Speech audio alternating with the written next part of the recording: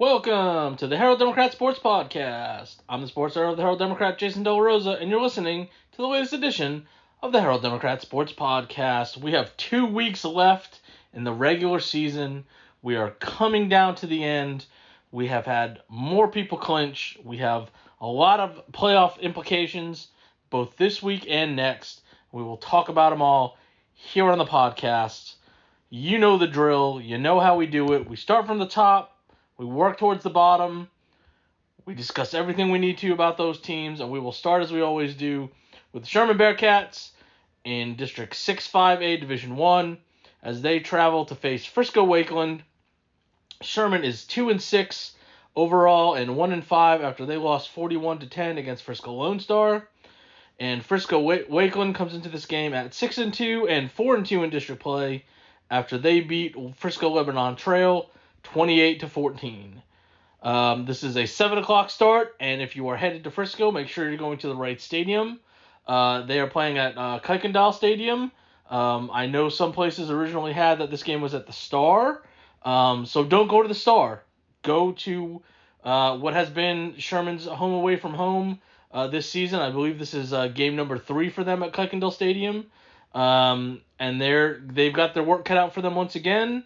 Unfortunately, Sherman has been eliminated from the playoff chase. They find themselves in 7th place, and Wakeland is in the thick of the race. At 4-2, they are tied with Frisco Heritage, and they are in a tie for 4th place for the last playoff spot. This is a district that is so competitive.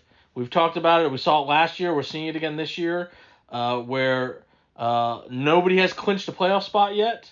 Some of that will take place this week based on the matchups, but the difference between first and essentially 5th place is only 2 games with 2 games remaining. So plenty of action up top. Unfortunately, Sherman is stuck in the role of spoiler.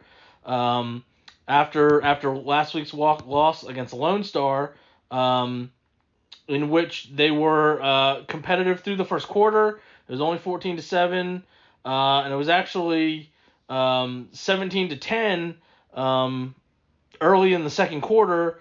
Lone Star picks up a couple touchdowns, including one right before halftime, and they're able to push that lead out to 31-10 at halftime, and kind of cruise from there. Caleb Orr did return for Sherman at quarterback. He was 12 of 23 for 154 yards. His main target was Micah Hunt, 5 catches for 134 yards. Running game had some troubles, 22 carries for 54 yards. Jacavian Hughes led the way there with 11 carries for 36. And we said this was obviously going to be a tough game. This stretch of contenders that Sherman was going to have to deal with. Lone Star came in as the number 9 team in the state. And all things considered, Sherman played them, relatively well compared to some of the other people in the district. And I think that's a situation here with Wakeland. This was a team last year Sherman beat 33-28, and it almost hurt Wakeland's chances to get into the playoffs. That was the role Sherman was in, trying to finish with some positive momentum. They won their last 2 games last year. They're going to try to do that again this year, break this 4-game losing streak. And it's unfortunately a very similar tale for the Bearcats. They've done exactly what they did last year. The losses are the same to the same teams. The 2 wins are over the same 2 teams. And we're getting to that point, like I said, last year where they won their last 2 to get to 4-6. And again, you have a team in Wakeland who has a lot to play for. Now, I'm interested, obviously, as I mentioned, the game last week was 28-14 against Frisco Lone Star. Frisco Lone Star Lebanon Trail. Lebanon Trail is 1-7, and their one victory was over Princeton, and we will talk about Princeton here in a minute. And it came on a last-second blocked extra point for them to win that game. So the fact that, a team that is 6-2, or I guess 5-2 at that point, would have trouble with the 1-6 team in a game that was close into the third quarter, makes me wonder if Sherman is in position to pull an upset. Obviously, last year was at home. This year's on the road.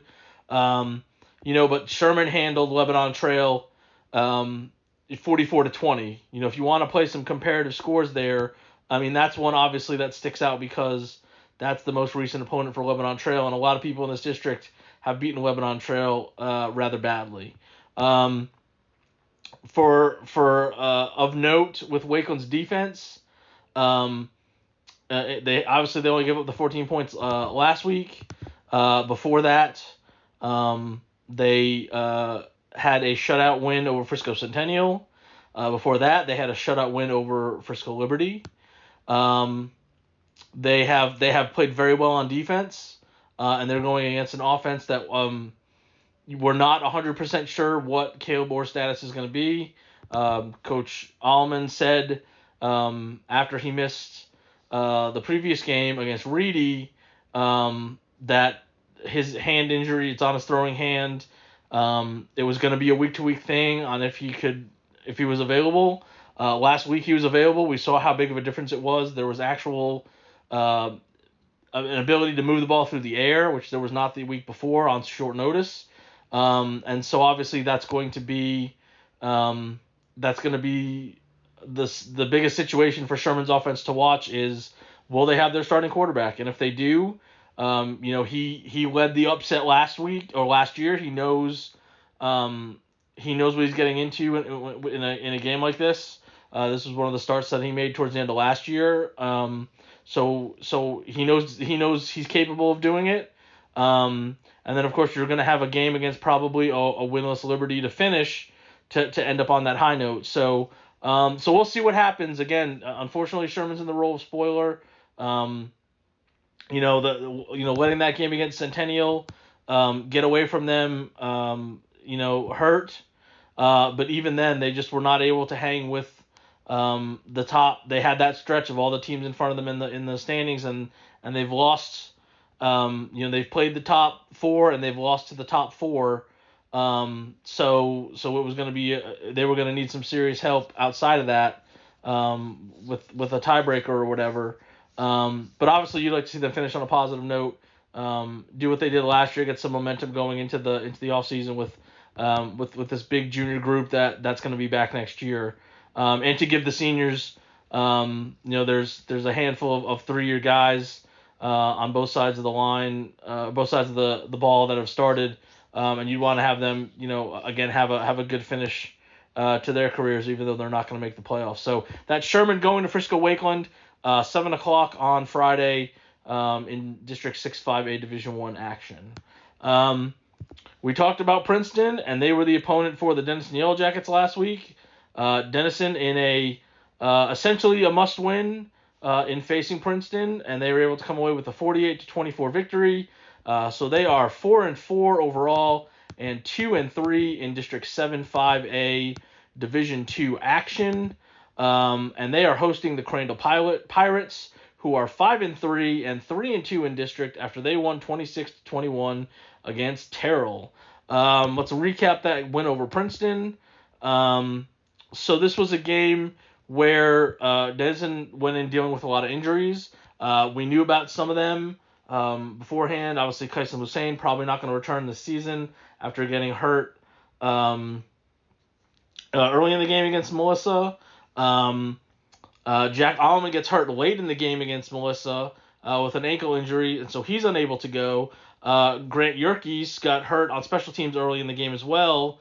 So Denison's down their top 2 running backs going into this game against Princeton. But have no fear, Jacoby DeHorney is here. Stepped in late last year, starter on defense, jack of all trades. If you need him, he's ready, and he was ready for this one along with Jalen Butler, the sophomore who had 1 carry on the season, which was a touchdown against Lovejoy. Late in that game. That was the lone touchdown in that game. And DeHorney's only 2 carries were in the opener against Sherman. One of those was a touchdown. But like I said, he had the experience late last season when there were injuries. And they combined for almost 300 yards. Butler goes for 157 yards and a touchdown on 13 carries. DeHorny, 16 carries, 120 yards, and 2 touchdowns. Ty Rhodes, 16 of 25 passing for 196 yards, a touchdown and an interception, or in 2 interceptions. He also ran 7 times for 62 yards and a score. Jaden Crowley led the way, receiving 7 catches for 95 yards, and he had the touchdown catch. Kenyon Kelly returns an interception, 37 yards for a score. Matt Rangel kicks a pair of field goals, both of pretty good length, 37 and 39 yards, not chippies there. And Denison is up 31-12 at halftime, breaks things open in the third quarter to go up 48-18, and Princeton scores with 2 seconds left. So they were not really a threat the entire second half, outside of a touchdown in the middle of the third quarter. So a very nice win. We talked about if Denison's going to make the playoffs, they almost have to win the last 3. They've got to approach the final 3 games as playoff games and must wins. And this week we will have another one of those with the game against Crandall. If you're looking at the standings, Melissa and Lovejoy both undefeated, both on that collision course, like we've said, from the beginning. The last game next week is between those two. They've clinched essentially the top 2 seeds for the playoffs. And there's a mixed bag trying to fight for the other 2 spots. Right now, Crandall is alone in 3rd place. They are 3-2. If they win this week, they clinch a playoff spot. If Denison loses, they don't get eliminated, but they're going to need help next week when they play Mesquite Poteet. Next week would definitely be a must-win. They will have to beat Mesquite Poteet if they lose this game to Crandall. And unfortunately, they'll have to see the results of this week before we know what they need the last week. Because right now, Denison is tied with Terrell and Greenville in 4th place, all at 2 and 3. And Denison has a win over Greenville and a loss to Terrell. Now, Terrell and Greenville play the last week, and that's why we have to see where things stand after the games on Friday to know if you're Denison and you lose to Crandall, what you have to do, or what you need to have happen between Terrell and Greenville. Are you going to need Crandall to, are you going to need Crandall to beat somebody that they don't necessarily have a lot to play for? Obviously, and Melissa Lovejoy are out of the equation. So, before we get to that, we need to see what happens against Crandall. They are, like I said, in the exact same position as last year, and Denison is in the exact same position they're in last year. They have literally, they have beaten the same teams that they beat last year. They have lost to the same teams that they've lost to. Last year, Crandall won this game 54-30, and eventually Denison finished 5th, a game behind Terrell, so that the game that they lost against Terrell was the difference. If they had won that, they would have gone as the 4th seed. If Denison wins out, and you assume that the right things are going to happen, when you watch this game, it may look a little interesting in terms of how Denison approaches scoring points in this game. Because if things happen the way they should, and the outcomes are expected the way they should fall, then if Denison beats Crandall, Denison, Crandall, and Terrell will probably end up in a 3-way tie for 3rd place. In order for Denison to have the upper hand on tiebreakers, they need to beat Crandall by 6 points or more. Now, a win is a win, and that's great. But if they win by a field goal, that may not help them.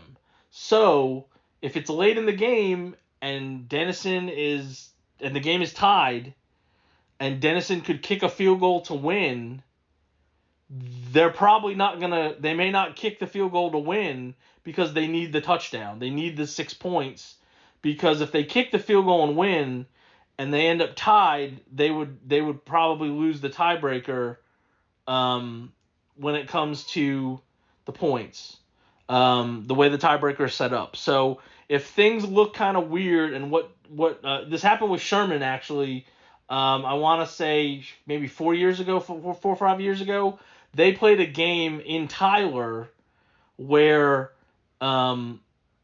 in the fourth quarter, they had to win by a certain number of points, and they needed to get a touchdown.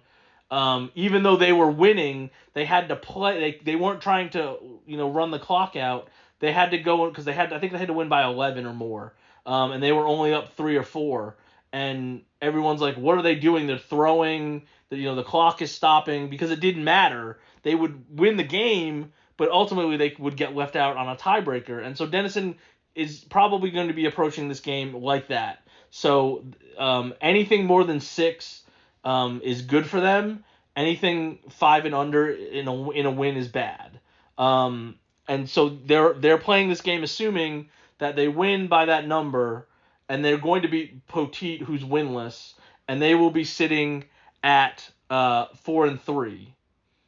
And they're assuming that Crandall will beat Princeton after losing to them, and they will be 4-3, and that Terrell is going to win its last 2 games, including that one against Greenville next to end the season, because they have Poteet this week. So you assume if Terrell beats Poteet and Greenville, they will be at 4-3, and then there you have the 3-way tie. Now that may not happen.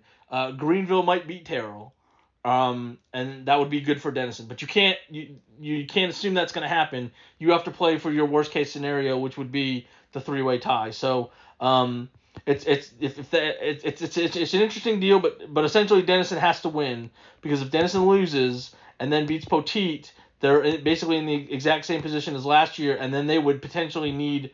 That's when you would need Greenville to beat Terrell to force a 3-way tie for 4th place instead of for 3rd. But you can take a lot of that math out of the equation if you take care of business. You're at home.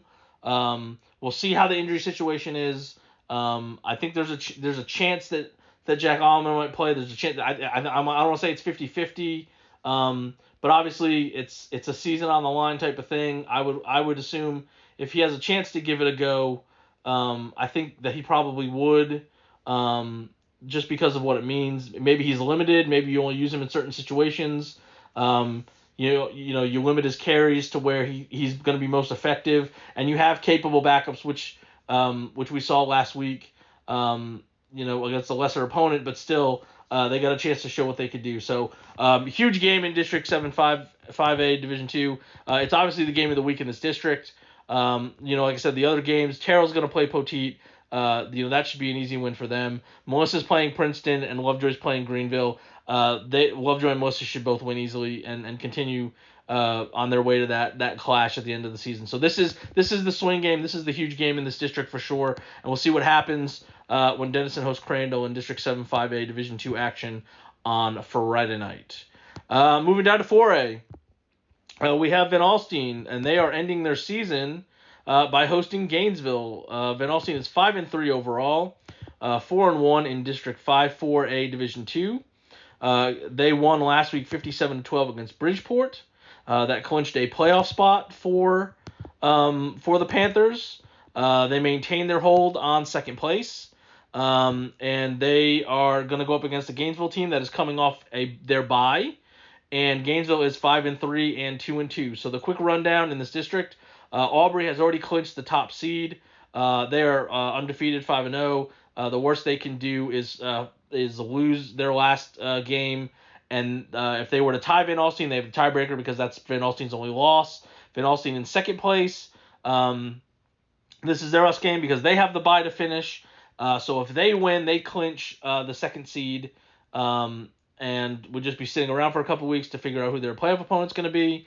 Gainesville and Farmersville are both 2-2. And then Bridgeport and Crum are 1-3, Sanger's 0-4. So this is a huge game. This is the swing game in this district this week because Gainesville has a chance to get the second seed if they can win this game. Because while Van Alstyne is on the bye, Gainesville's going to play Crum, and then Farmersville's going to play Aubrey. So if you assume form holds, Gainesville would win that game, and Farmersville would lose that game, and then Van Alstyne and Gainesville would be tied for second place, and Gainesville would have the second seed. So this is a huge game for seeding. Van Alstyne is doing exactly what they did last year. They've beaten everybody else to this point except for Aubrey. They won this game last year 65-18. The defense continues to play really well. The story I did leading into this game against Bridgeport, they have held every district opponent to 17 points or less. Last week, no exception. Pitched a shutout in the first half, only gave up a couple touchdowns in the second half.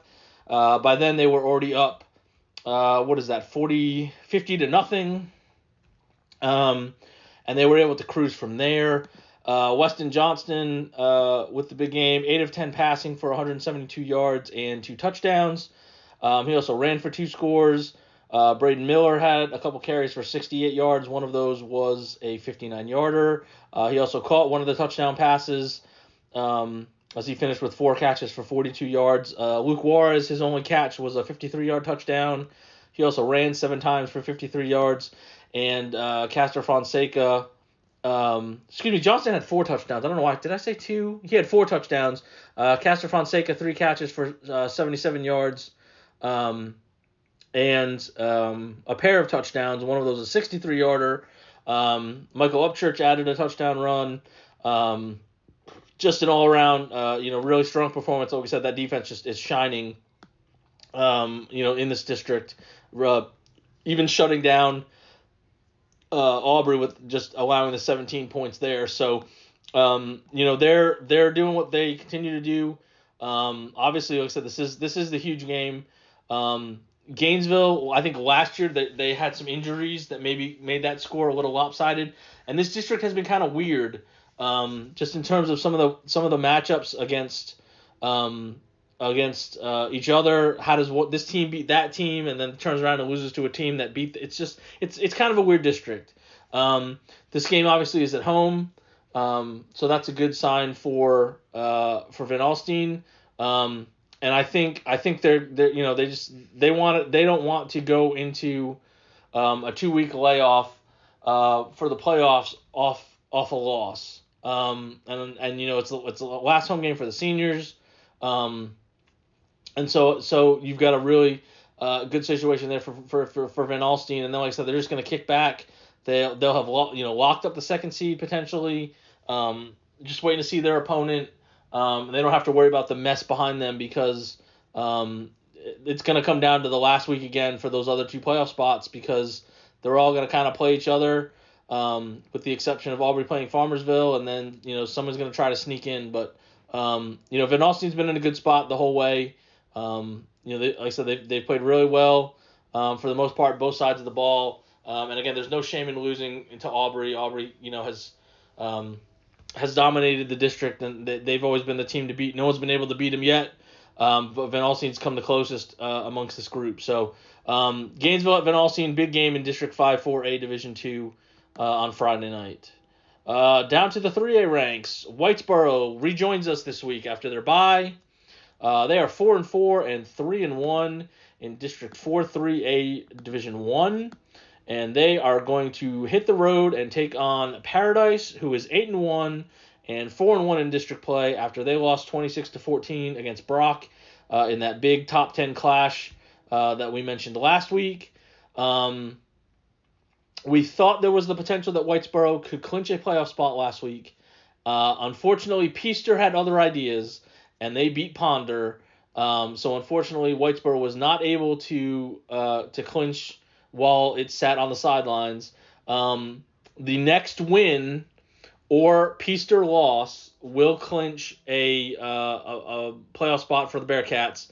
Brock obviously at 4-0, in line for the top seed, unless something crazy happens. Paradise and Whitesboro are basically battling for the second seed.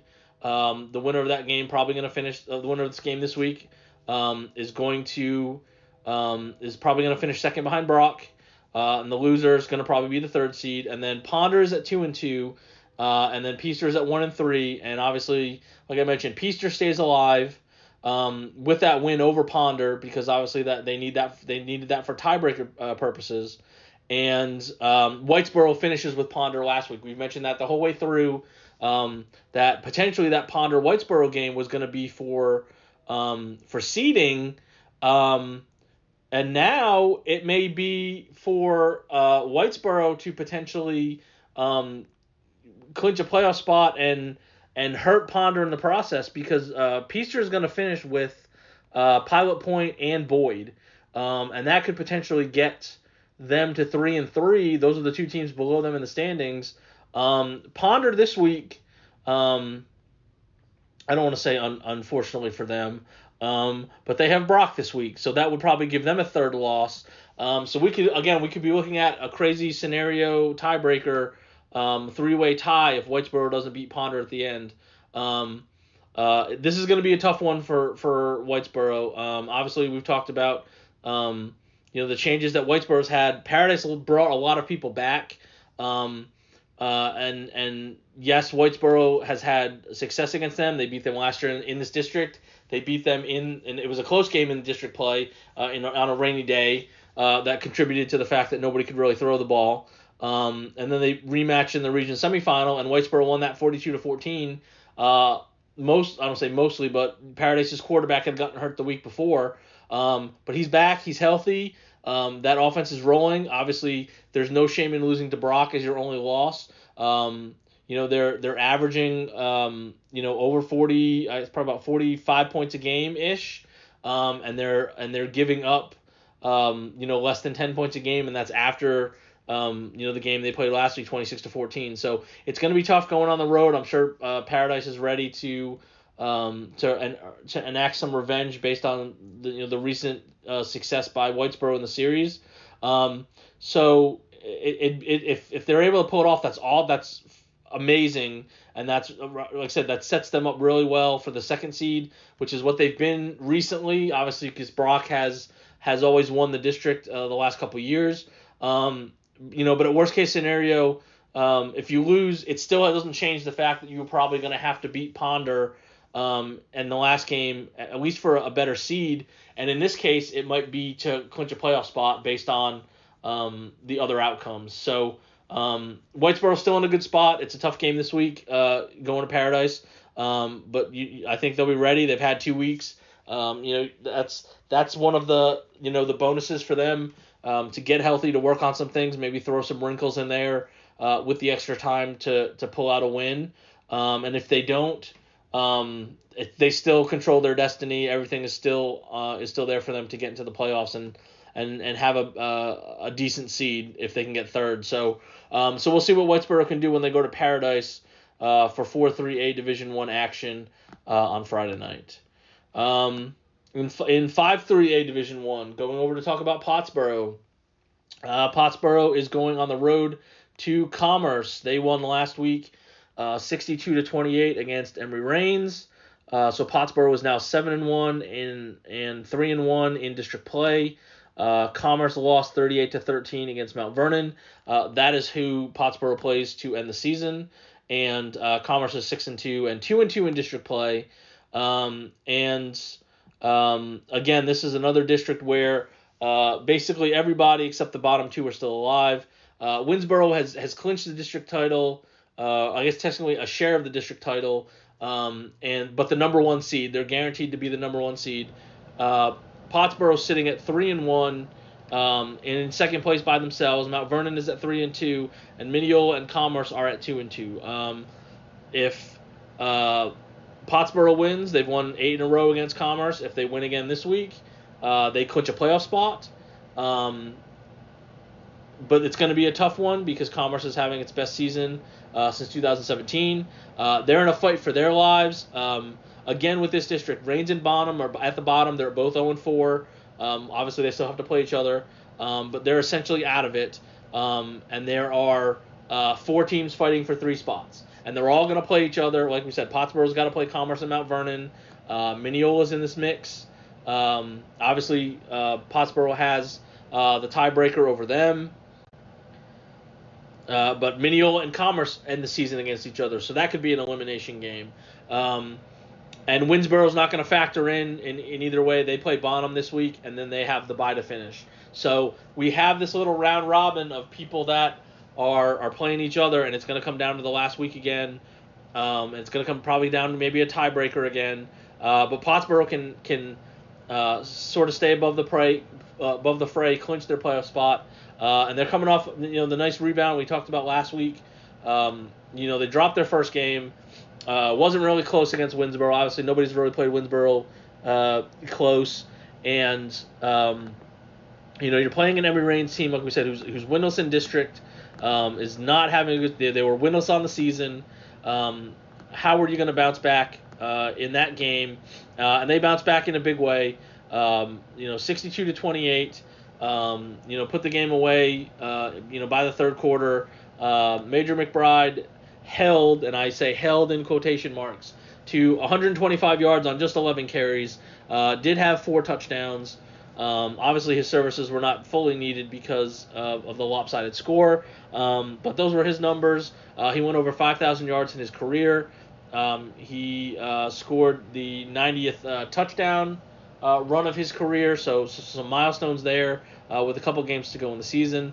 The two-headed monster at quarterback, Caden Humphrey, 4 of 8 passing for 154 yards and a touchdown. Kyle Trulock, only 2 of 3 passing, but 98 yards and a touchdown. The big beneficiary there, Cameron Saunders, 2 catches for 110 yards and 2 touchdowns. McBride also had 2 catches for 51 yards. Humphrey also ran for a score. Cohen Rakita had a 48-yard reverse for a touchdown on his lone carry. And just another strong performance offensively for the Cardinals. Going to be a little bit tougher this week. Commerce, like we said, is better, and they think they are in position to make a little noise.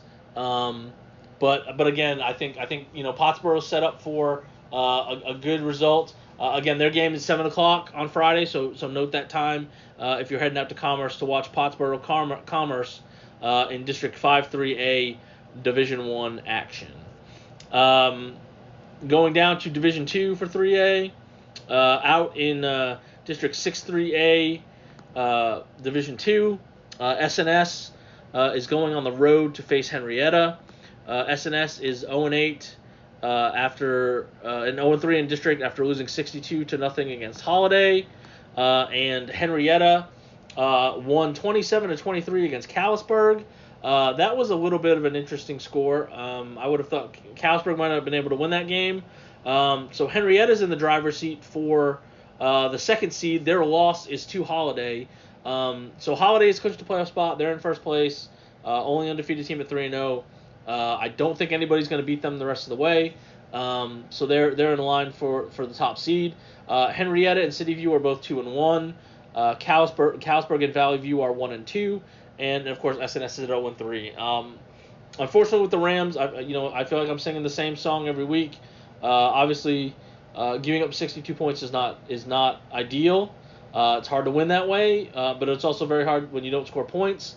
And again, that's been the sticking point with this with the Rams this year. They just have struggled to score points.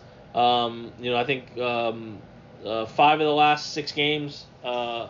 3 of them have been shutouts, and in those 5, they've scored 6 or fewer points in 5 of those 6 games. So it's been a struggle.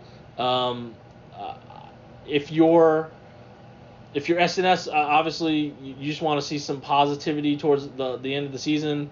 Even if they won their last 2 games, I don't know if that would get them in.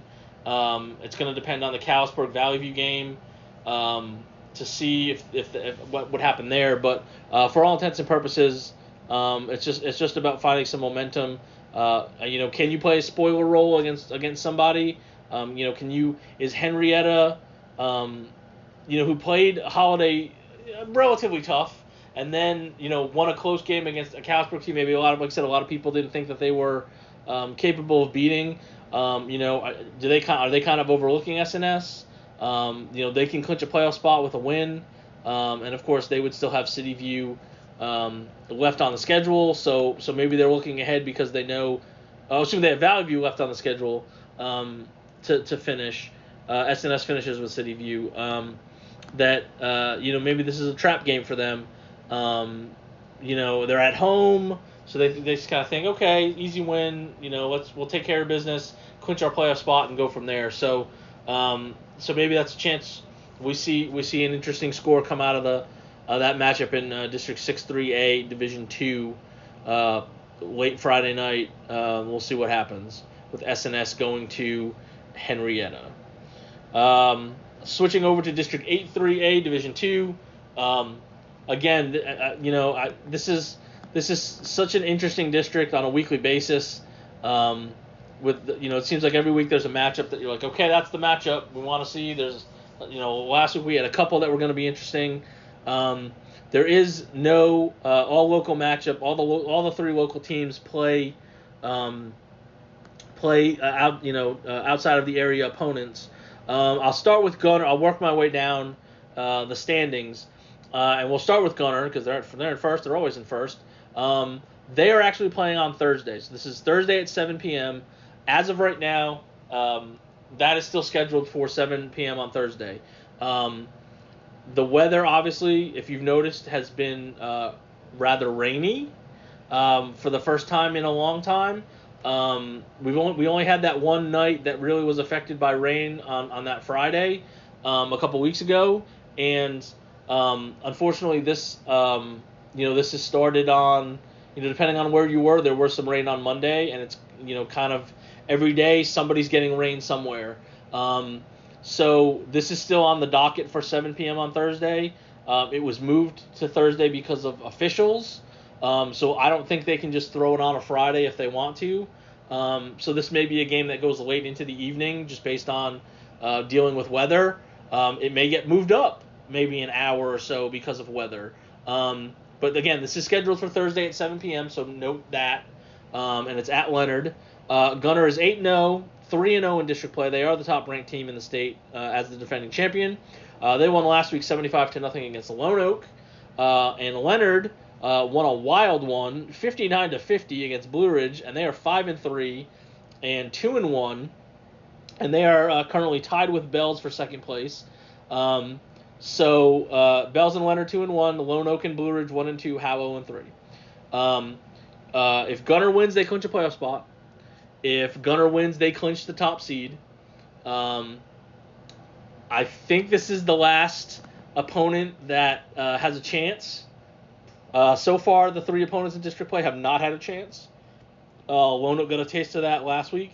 And then Gunner finishes with Blue Ridge, who's already lost twice. So this is the last chance for a potential loss for Gunner in district play, I think. It could be interesting because of the weather. It's a day early. You're a little off schedule. Maybe there's a delay. Who knows? But Gunner has shown so far in district. They're so far ahead of everybody else. You look at the scores. We talk about them every week. You talk about 64-6 against Bells, 82-0 against Howe, and 75-0 last week against Lone Oak. That's a game where it was 54-0 at halftime. And again, in games like this with Gunner, you don't have a lot of guys with big numbers. In this one, Dylan Tokars, three carries for 90 yards and 2 touchdowns. Walker Overman, 6 of 7 passing for 75 yards and 2 touchdowns. He also had a touchdown run, but he only had 2 carries for 8 yards. Easton Overman, 4 carries for 65 yards and a touchdown. Actually, 2 touchdowns, excuse me. Hayden Farrell had a touchdown run. Braden Hinton had a touchdown run. Kate Dodson had a touchdown run.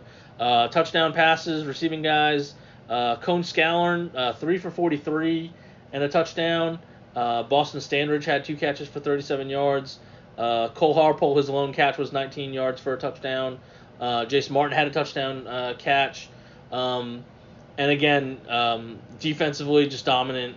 3 first downs. Lone Oak ran 25 times for 6 yards. They had 77 yards passing, so they finished with 83 yards.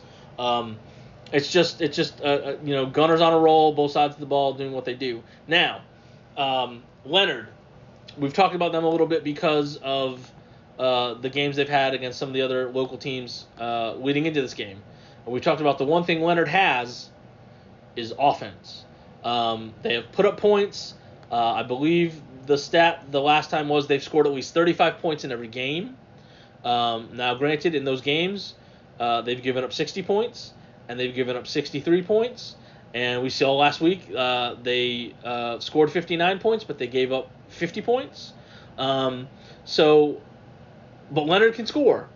And again, you're talking about an all offense, no defense. They're gonna chuck it around. They've got a quarterback who is mobile, gets out and scrambles, and throws on the run, makes some things happen. And again, they're going to be playing on a field potentially that's been rained on for 4 days in a row. So who knows? So that makes it interesting just from that standpoint. The whole Thursday thing, the rain. Leonard knows that if they want to have a chance at a really good seed, they got to dial up some stuff. But again, you don't bet against Gunnar. They've never lost to Leonard. There's that. Gunnar is 17-0 against Leonard. Last year this was 56-0. It's one of those things where the train is coming, and it's mowed down everybody so far. There's only 2 games left. They're probably going to take care of business. And if you want to go watch it, make sure you go on Thursday at 7:00. And we'll see. I'm going to be there. Since this is the only game on Thursday, I'm going to be out there. Hopefully we start on time. Hopefully we don't have to worry about the weather too much. But again, be on the lookout on Thursday. I'm sure if you follow me on Twitter at Jason De La Rosa, I'm sure I'll have an update. I'm sure Gunnar will put out updates. They're really good about that. I'm sure Leonard's going to put out updates because I'm sure people are going to want to know what the deal is if the weather looks kind of iffy. So. That's Gunnar at Leonard in that 8-3A Division II game. Next up, you have Bells. Since they're tied for second, we'll talk about them. They're going to Lone Oak.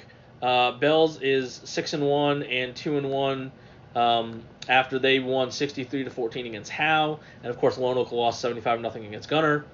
And again, this is another situation where if you take Gunnar out of the equation, Bells has looked really good after losing to them in the opener.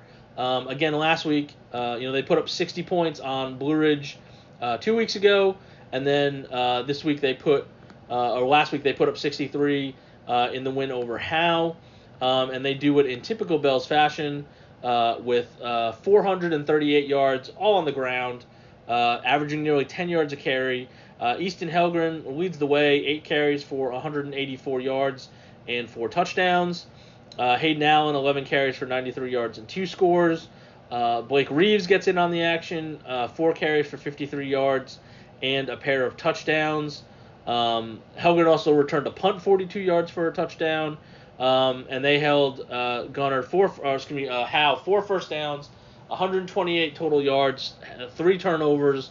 Bells has looked like they were a top 10 team before playing Gunnar, and obviously they got punished in the rankings because they lost so badly against Gunnar. And of course, my argument would be Gunnar has killed everybody they've played. So how much should your opinion change if you lose to them?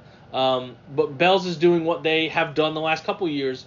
They lose to Gunnar, but they beat the snot out of everybody else to get second place. And so this was a game last year. Bells scored 78 points in. Bells will clinch a playoff spot with a win. Lone Oak is better. I know I say that after just totally denigrating them for losing 75-0 against Gunnar. But they beat Leonard. They hadn't won a district game, I think, in like 4 years, and they beat Leonard. I still don't know how that score happened. I think they won 1 game or no games last year, and they've won 3. So again, they're definitely better. Not taking anything away from that, they're definitely better. But I just don't see them being able to stop Bells. And while they are in the mix, I think this is sort of where we say goodbye to Lone Oak a little bit. Now, they do finish with Howe, but they're going to need help if they can't beat Bells, because obviously their only win is against Leonard. So it could get messy again for the final 2 spots like it was last year. But I just see Bells going out there doing what they do, getting another win and moving on to the stranglehold on second place, because they will finish with They will finish with Leonard, and obviously that if you assume Bells is going to win and Gunner's going to beat Leonard, that game will essentially be for second and third place. The winner will get second place, and the loser will get the third seed, depending some of the other outcomes and wins and losses. So that's Bells going to Lone Oak. Then you have Howe. Howe is also going on the road. They're going to Blue Ridge. Obviously, they lost last week against Bells, so they are 3-5 and 0-3. Blue Ridge, like we said, lost that crazy shootout against Leonard, 59-50. They are 3-5 and 1-2 because their win is against Lone Oak. So Howe's game last week, they're losing to Bells. The leaders for them in this game, Colin Murphy had 8 carries for 72 yards and a touchdown.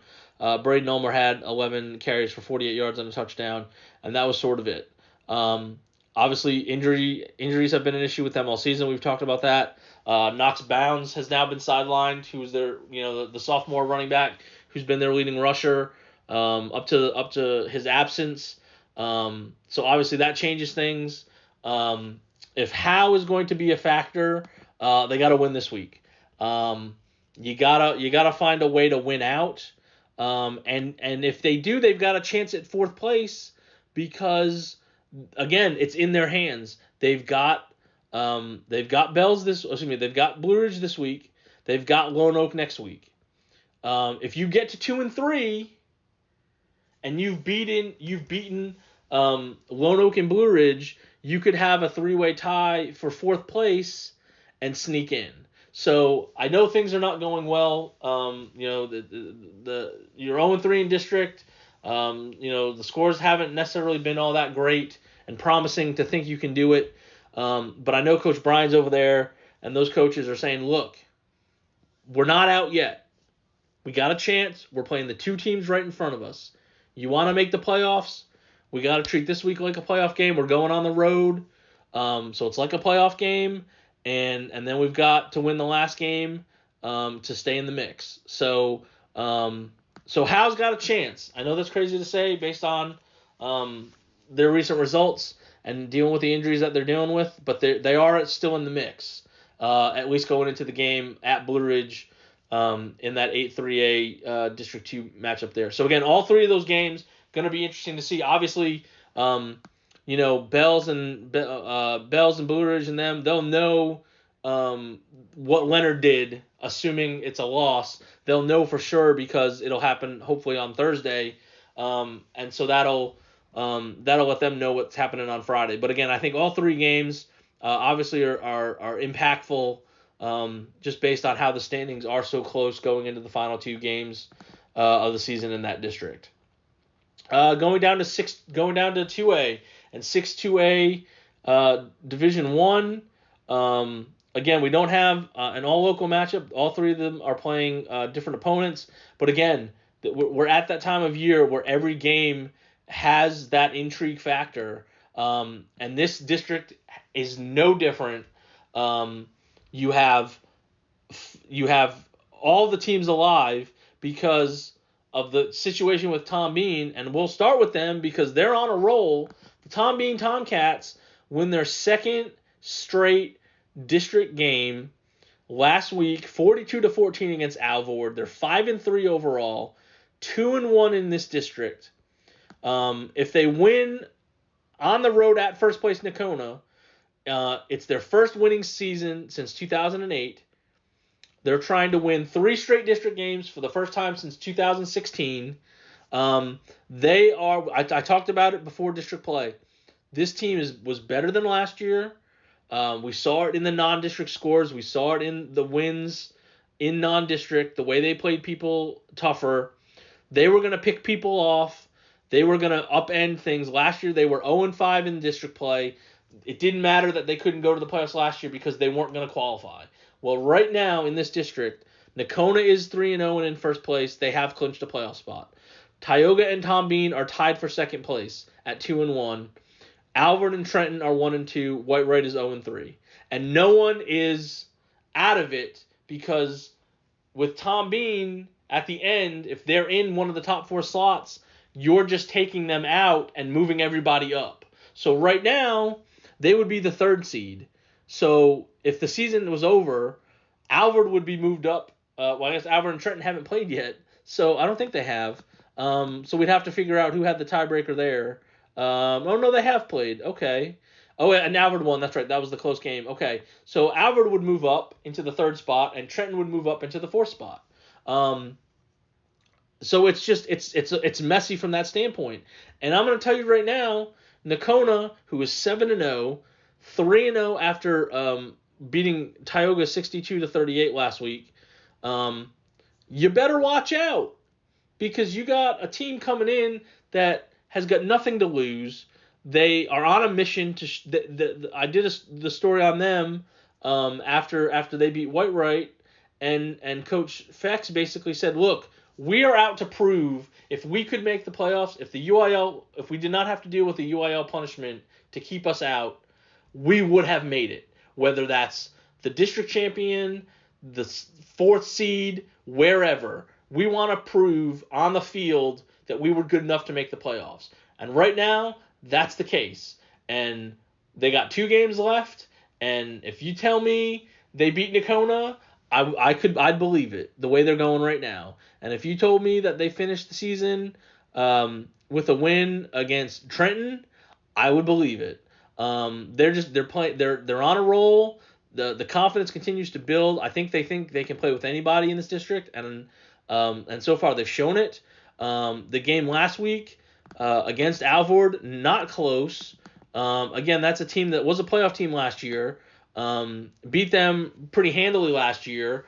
They get a kickoff to open the game, and then they don't score again till it's 42-7 in the 4th quarter. Tommy dominated the 2nd quarter, dominated the 4th quarter, held Alvord to only 64 yards total, 27 carries for 4 yards, forced 3 turnovers. Bobby Rogers leading the way again, 19 of 39 passing for 4 touchdowns, 248 yards passing. Also runs 18 times for 98 yards and 2 scores. McGuire Poole, 5 catches for 77 yards and 2 touchdowns. Braylon Barrett, 8 catches for 111 yards and a touchdown. Garrett Kelly, 3 catches for 41 yards and a touchdown. Tom Bean's a problem. They're a problem for people in this district. And it's right now, it's obviously looking like we're going to have to move people up in the standings. So, again, if you're behind them, your game still means something.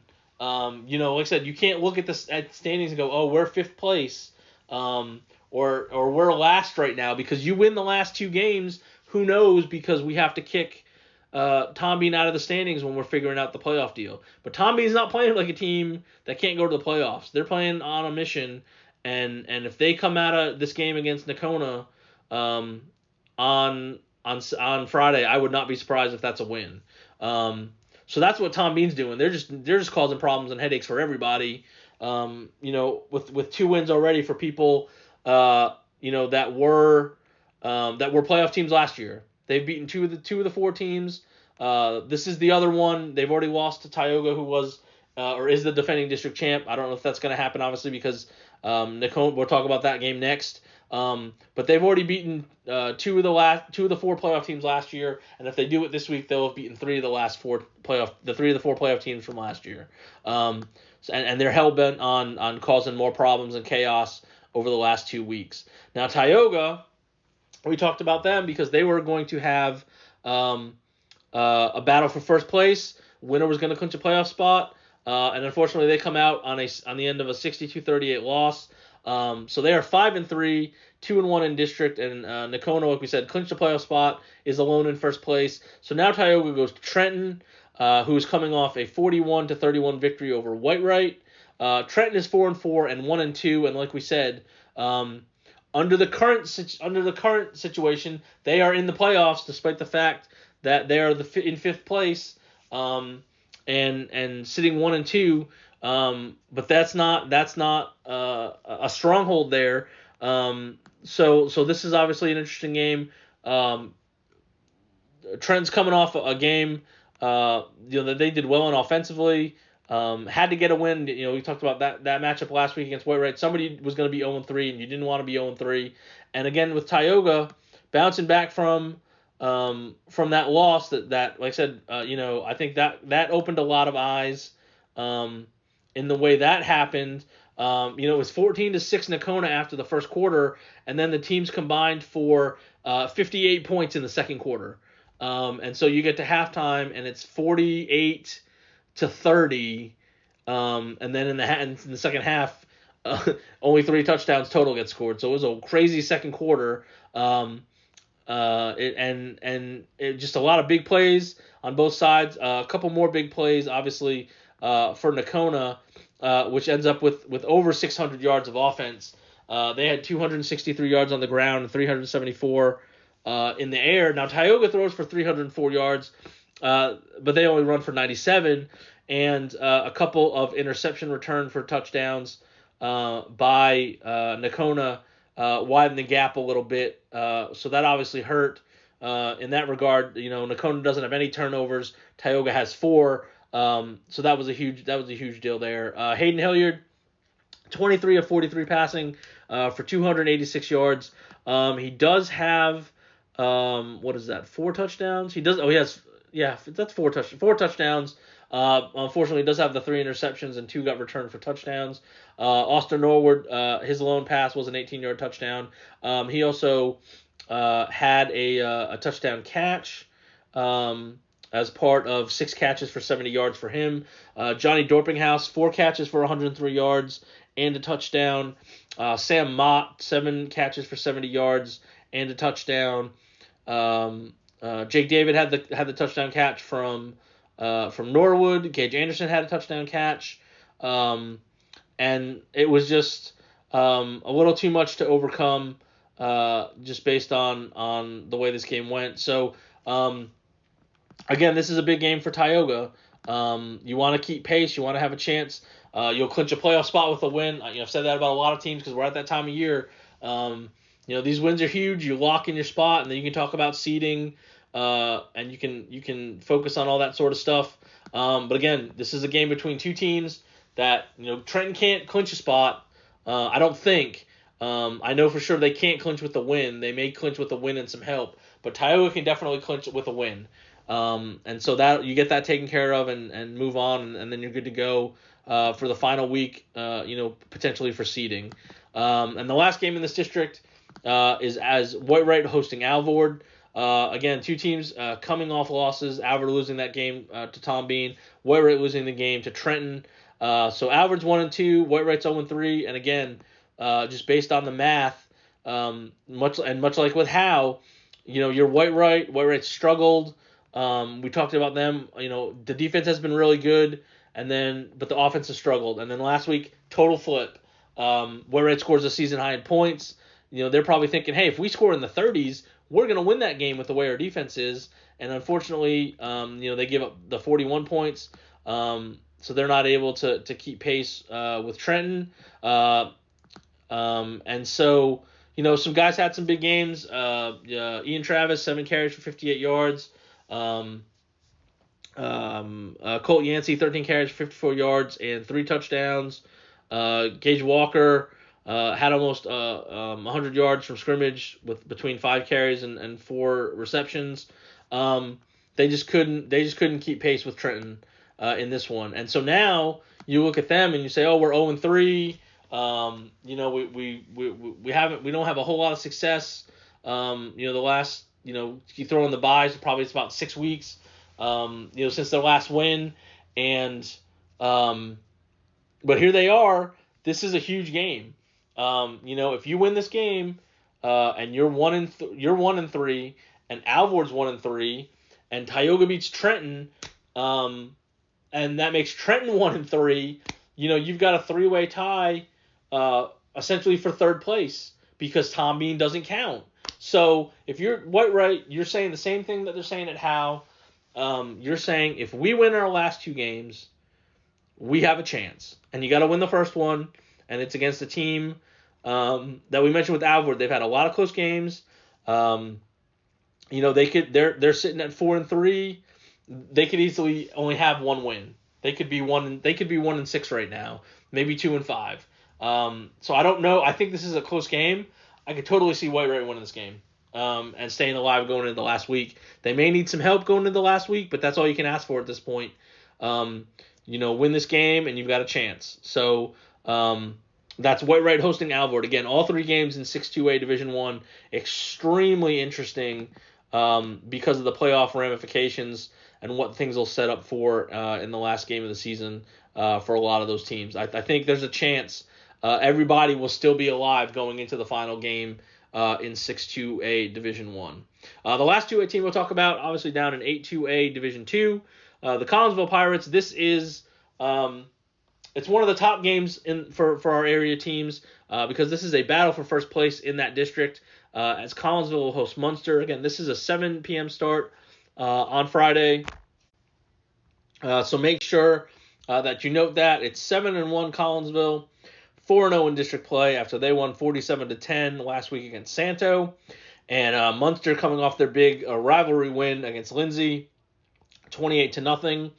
They are 5-3 and 4-0. They've turned things around from a rough start to their season. And again, this is sole possession of first place. If you're Collinsville, not only do you wrap up the top seed. Both teams have already clinched playoff spots, so none of that's on the line. But first place is on the line. If you're Collinsville, you will clinch the top seed.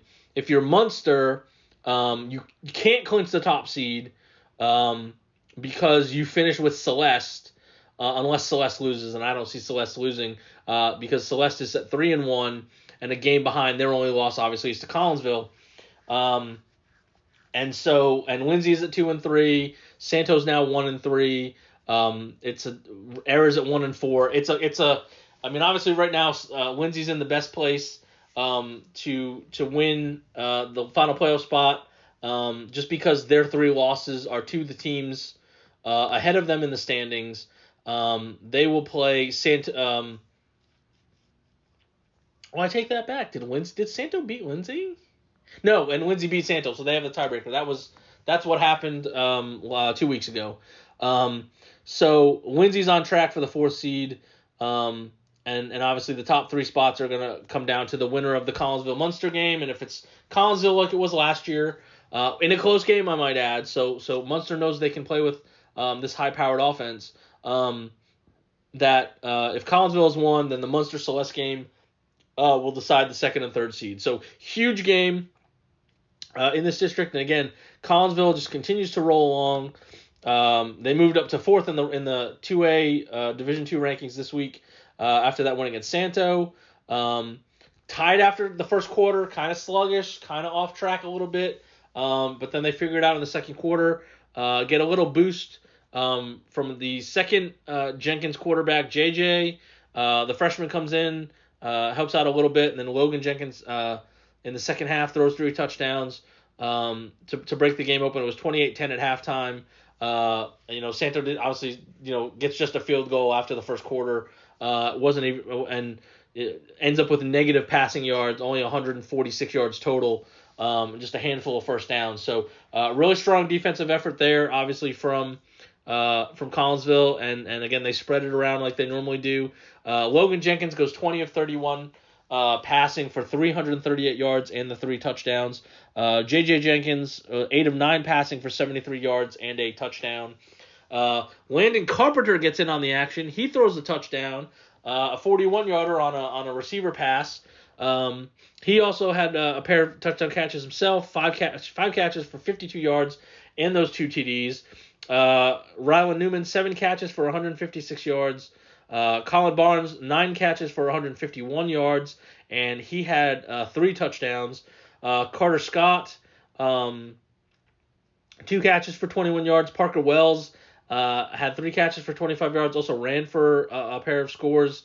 And that was basically it. That was typical Collinsville game, score in the 40s.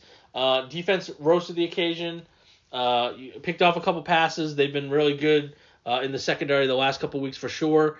And again, like I kind of mentioned when we talked about Collinsville Celeste a couple weeks ago, this is like that. This is great offense in Collinsville against great defense in Munster. They've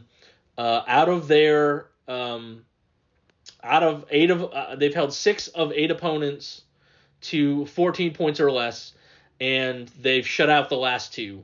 So they are feeling really good about themselves on that side of the ball. They've been really good on that side of the ball. The only team, I will point out, because it's a local team, and if you go back to non-district play, who was the only team to score more than 14 points on Munster?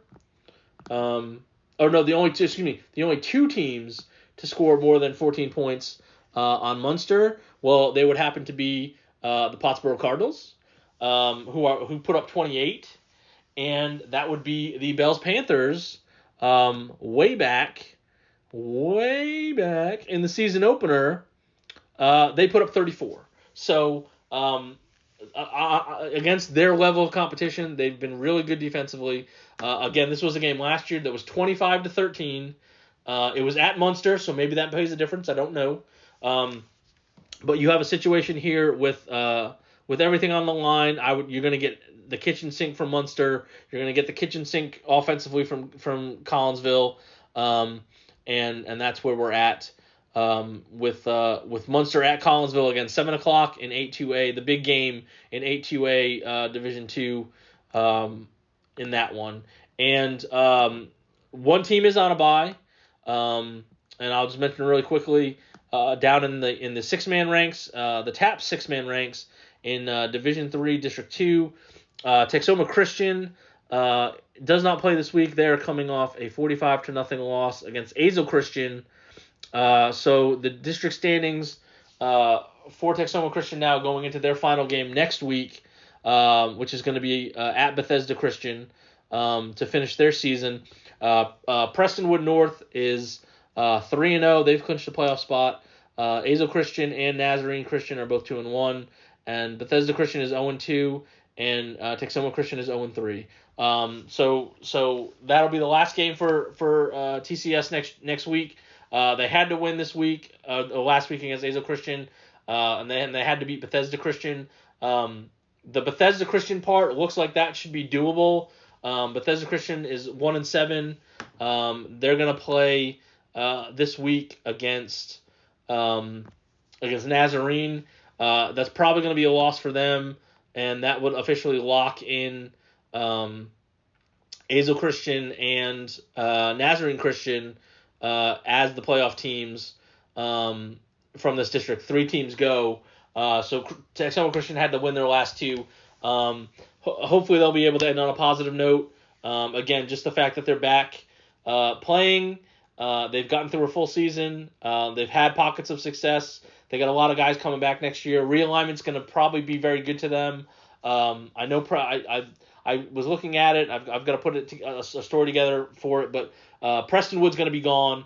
I think Nazarene is also gone. And so essentially the top 2 teams in the district will be leaving next year when you have a huge chunk of guys back. It's actually going to be a bigger district. It's actually I don't want to say a totally new district, but it basically is.